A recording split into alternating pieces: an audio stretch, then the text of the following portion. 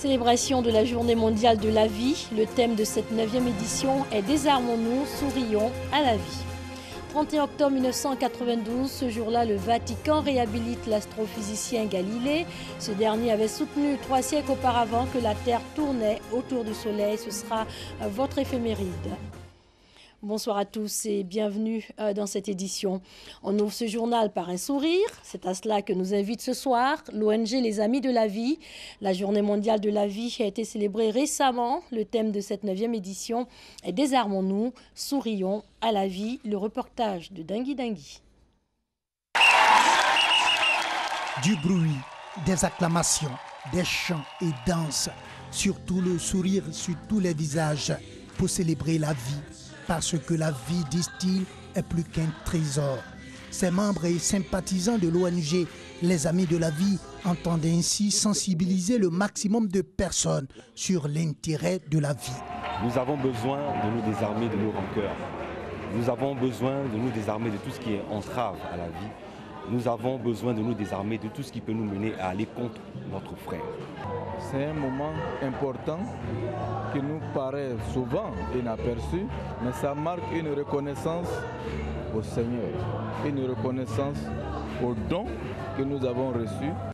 Avant de déclarer officiellement ouverte cette journée mondiale de la vie, le ministre des Sports et des Loisirs, par ailleurs parrain de cette 9e édition de la Journée mondiale de la vie, a engagé les Ivoiriens à plus de respect pour la vie en poursuivant les efforts de réconciliation nationale. Aujourd'hui, nous vivons souvent avec du superflu. Nous vivons avec des objets que nous gardons, on ne sait trop pourquoi. Je crois qu'au cours de cette quinzaine, c'est l'occasion pour chacun d'entre nous de pouvoir transmettre le sourire à plus démunis, à plus malheureux, à celui qui n'en a pas. Cette 9e édition de la Journée mondiale de la vie a pour thème « Désarmons-nous, sourions à la vie » et vise entre autres objectifs à encourager la culture du partage et de l'action solidaire, notamment chez les célébrités d'ici et d'ailleurs. Demain mercredi 1er novembre 2017 est déclaré jour férié chômé et payé sur toute l'étendue du territoire en raison de la Toussaint, une fête chrétienne durant laquelle l'Église honore tous les saints. Des kits scolaires pour 200 petites filles issues de familles modestes. L'ONG Femmes de Demain, qui apporte ainsi son appui aux parents, veut favoriser la scolarisation des filles et surtout leur maintien à l'école. Mamadou Kouassi. Des kits scolaires composés de cartables, de manuels et de tenues scolaires, le tout d'une valeur de 3 millions de francs CFA. C'est le don de l'ONG FEDEM, Femmes de Demain, à 200 enfants des familles défavorisées du district d'Abidjan pour l'année scolaire 2017-2018.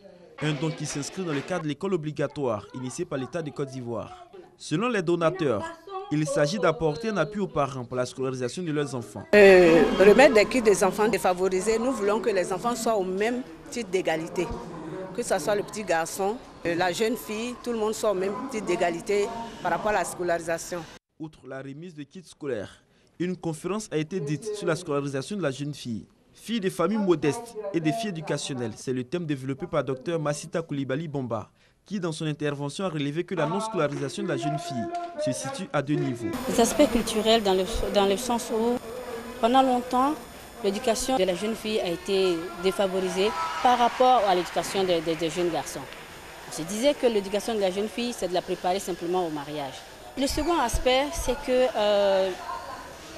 les problèmes de la femme, de la mère, influencent l'éducation de la jeune fille particulièrement. Pourquoi? Parce que la jeune fille est un peu le second, l'assistante de sa mère. Et donc elle a souvent besoin de sa fille pour la seconder. Si bien que plus la mère a des problèmes à la maison, plus cela a un impact négatif sur l'éducation de la jeune fille. La conférencière a par la suite démontré l'importance de la scolarisation de la jeune fille, qui selon elle constitue le socle du développement de nos États. Cette cérémonie de remise de kits scolaires est à sa 5e édition et la présente a été marquée par la célébration des 10 ans d'existence de l'ONG FEDEM, Femmes de Demain. Elle n'espère que la mort. Abissa 2017, la fête annuelle de la communauté Nzima Kotoko de Grand Bassam a démarré hier lundi. Un lancement marqué par la sortie du tam-tam sacré. Regardez. Les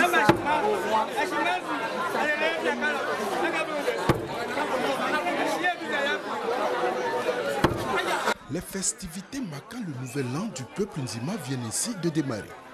Après le cérémonial traditionnel, le roi Nana Désiré Amota Noé a remis l'Indongbole ou le tam-tam sacré au peuple pour l'installer sur la place de la Bissa.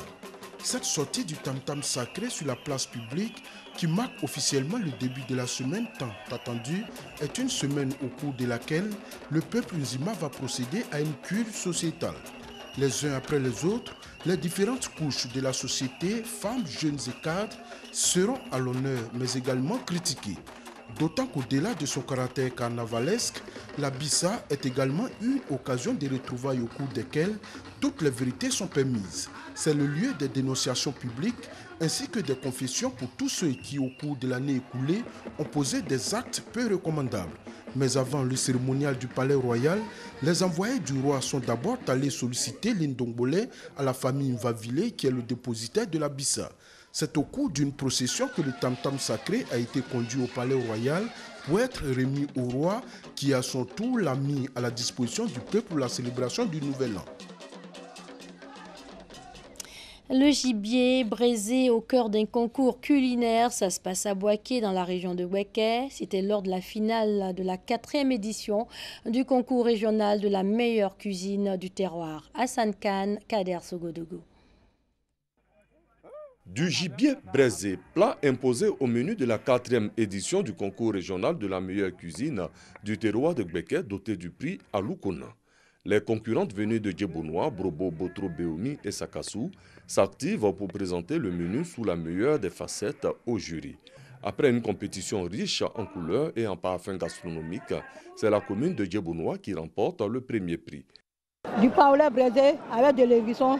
Les deux viandes sont recherchées. Je dis beaucoup à mes petites soeurs, mes filles, de faire toujours les maquis et bien préparer pour les clients. Une initiative de la direction régionale du tourisme de Gbeke pour valoriser les repas traditionnels qui peuvent être des attractions touristiques. La cuisine du terroir, ce qui constitue effectivement l'élément touristique que nous vendons, est en train de disparaître. Donc il faut faire en sorte que cette cuisine ne puisse pas disparaître, de sorte que les visiteurs qui viennent puissent découvrir cette cuisine. Les autorités présentes ont encouragé les initiateurs et les tenanciers de maquis de la région de Gbeke à faire preuve d'originalité dans leur menu. Nous sommes avec le directeur régional du tourisme pour ce concours culinaire et je voudrais le féliciter. Le tourisme, c'est important. Nous, on oublie ça. Oh, c'est quelque chose qui est important dans un pays. Ça donne beaucoup. Et si les jeunes gens pensent à ça, c'est bon. Cette 4e édition du concours de cuisine de la région de Gbeke a été placée sous la présidence de la ministre Maria Tokone, ministre de la Solidarité, de la Femme et de la Protection de l'Enfant. Et pour accompagner ces mets, on pourrait choisir le saké. C'est une boisson alcoolisée japonaise à base de riz. En France, les amoureux de la culture nippone espèrent imposer un saké made in France. Regardez. Dernière étape après des mois de travail pour M. Wakayama. C'est l'heure de mettre en bouteille 8700 litres de saké, son premier fabriqué en France. Et le Toji, maître brasseur japonais spécialiste de ce breuvage, semble content de son travail. Je sais qu'on peut en faire encore du meilleur ici. Et l'année prochaine, la saison prochaine, je compte fabriquer un saké encore supérieur. Le plus gratifiant, c'est que des Français qui ne connaissent pas le saké se mettent à en boire et trouvent ça bon et en rient. Stage au Japon, importation du riz et d'une partie du matériel. Pour Grégoire Boeuf, l'entrepreneur à l'origine du projet en Haute-Loire, c'est 5 ans de travail et 1 million d'euros d'investissement. Et si recruter un maître brasseur était indispensable, un autre élément a été déterminant, la qualité de l'eau.